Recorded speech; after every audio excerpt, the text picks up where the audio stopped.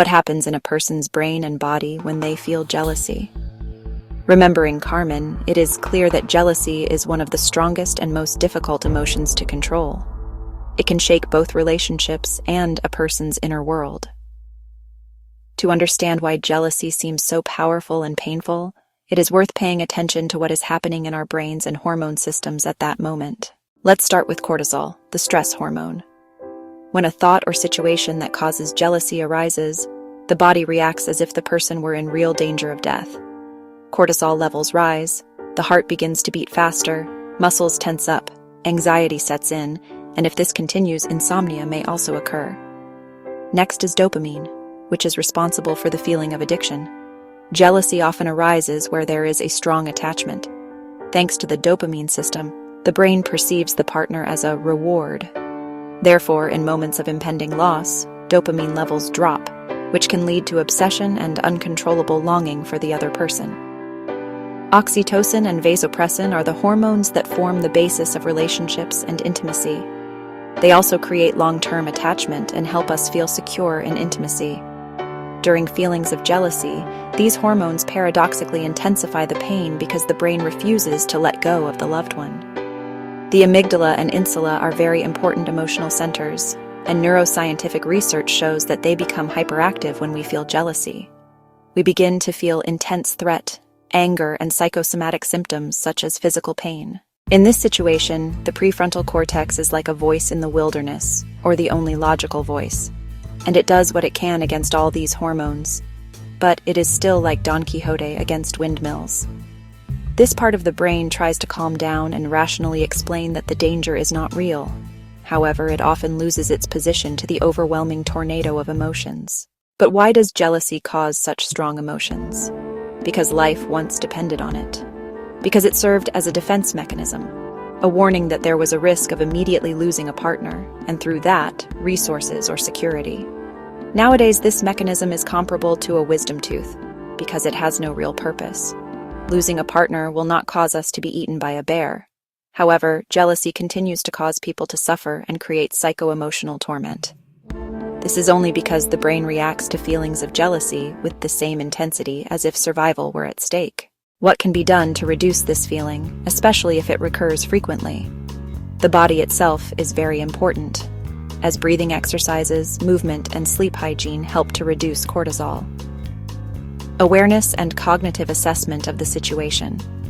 It is necessary to consciously remind yourself that this emotion is temporary. It is not eternal and constant objective reality. And especially in relationships, it is important to establish open and honest communication, which will reduce the fantasy that allows jealousy to grow and multiply like a snowball effect. Creativity, journaling, art, music, or therapy can also help. All of these can help vent and calm painful emotions and get them out of the body. Jealousy is both a psycho-emotional drama and a real neurobiological storm in the brain. Understanding that feelings of jealousy are caused by specific hormones and neural networks, you can learn to deal with them in the same way you would deal with a severe storm. For example, similar to the fairy tale about the 3 little pigs, you need to be well prepared so as not to lose your balance or your psycho-emotional home. Jealousy is both a neurobiological and a deeply symbolic phenomenon. On the one hand, it is a hormonal storm, but on the other, it is a deep expression of archetypal power that also reveals where the soul is wounded or trapped. Let's look at the archetypes associated with jealousy. Let's start with the most unconscious one, the shadow, because jealousy illuminates what the conscious mind does not want to see. Hidden fears, anger, complexes, and feelings of insecurity. The shadow is projected onto the partner, thereby activating inner insecurity. The archetypes of fate or individuation, animus and anima, are a separate story, because anyone who has experienced the torments of love knows that it is like being caught between a rock and a hard place, and no one will come out of this experience unscathed. And considering that we see our personal inner masculine or feminine image reflected in our partner, every step they take that does not correspond to my ideal can seem like a betrayal of myself.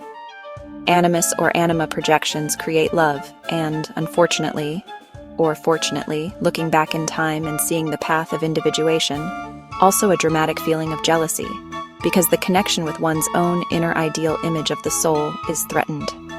How these phenomena affect people in a negative way is described in both Trauma Bond in Relationships and In Bed with a Stranger. Check my page. Feelings of jealousy often create complexes, which in turn are related to our childhood experiences. This repeatedly activates our inner child's feelings, such as the fear of being forgotten, rejected, or replaced by someone else. This is a particularly relevant observation in therapy if a person has a younger brother or sister and felt rejected and abandoned as a child after the arrival of their younger sibling. Therefore, reactions can be very strong and irrational, as they come from deep childhood wounds.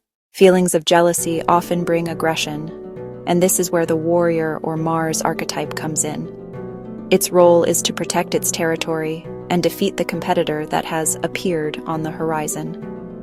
This archetype embodies both fighting and defensive energy, but if it takes over and regularly consumes the ego, and if it remains unconscious, it can become very destructive, destroying one relationship after another.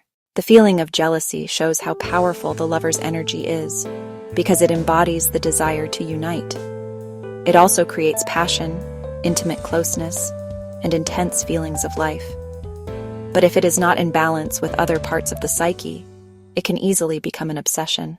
To sum up all of the above, jealousy should be seen as a call to pay attention to the path of individuation. It shows where there is a blockage in the soul, a complex unresolved trauma, or an archetypal wound that requires increased attention and care. And when it is integrated, a person discovers the ability to love with dignity and freedom, rather than with fear and a trauma-induced need for control. And let us remember here about abusive relationships, where a partner driven by inner destruction may also provoke all this. But that is another story. But it is also important to remember that if feelings of jealousy are denied or suppressed, they turn into a very destructive internal war, which over time can destroy both the relationship and the person themselves. Now the question is how to integrate all this. I really enjoy writing a diary, and I usually encourage my clients to do the same. Writing crystallizes internal stories or narratives, and then you can catch them like a communal apartment. I lived in one as a child, neighbor in your closet with your jar of jam in your hands. It is even more important to be aware of and distinguish when my own shadow is manifesting itself. Is it reality or my own fears that conjure up stories? Likewise, seek dialogue with the anima or animus within yourself, not just in your partner. Heal your inner child and provide security that no partner can ever provide. Learn to balance the lover with the warrior, not only demanding but also protecting healthy boundaries. Jealousy is like fire because it can destroy, but also transform. Biologically, it is a storm of hormones, but archetypically, it is a mirror of the soul.